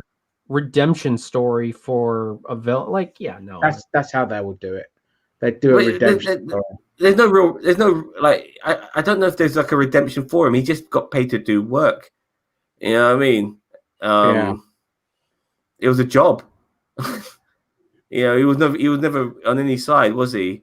And it was always the bad people that paid him. He would probably work for the good people. Me, bring in a bounty. Yeah, that's his job. Yeah, and I don't know why it's always a bad guy that needs to pay for a bounty. There's more good guys that want their fucking stuff back that a bad guy stole. That's what the bounty hunter usually is chasing after. Other bad guys, good guys, you know. But yeah. Yeah, but he's always got like. I just want to see Boba Fett killed off, and I'll be happy. Yeah, I think eventually he has to be killed off, in my opinion. Eventually. Yeah. Oh, one more thing. Bo-Katan. She needs to be a little bit older than what she looks like in Mandalorian, because she should be in her 50s, maybe early 60s. Even she looks a bit too young to be what she is, and so they need to answer that at some point. And I've already got an answer for them. She was in Carbonite. She was in Carbonite for several years. Mm-hmm. That's the easiest way to answer it. Yeah, that's the best way to answer it, in my opinion. How the fuck does she look like that, man? She should be like 55 or something. What the fuck? I'm calling off work for the next 3 years for carbonite freezing. She could be another J-Lo, mate. J-Lo's in her 50s and she looks amazing. Yeah, fair enough. All right, I'm done. Yeah, just be like, you know, I have money, so I can look young. Right. Okay, I think that's it. Good enough to wrap up. I need to go and eat. So thank you to all those that join us. Wagyu, thank you for taking part in the comments. It's always nice to engage with our audience. And join us next week for more fan film reactions. Mandalorian, Star Trek Discovery. See you guys later. Bye.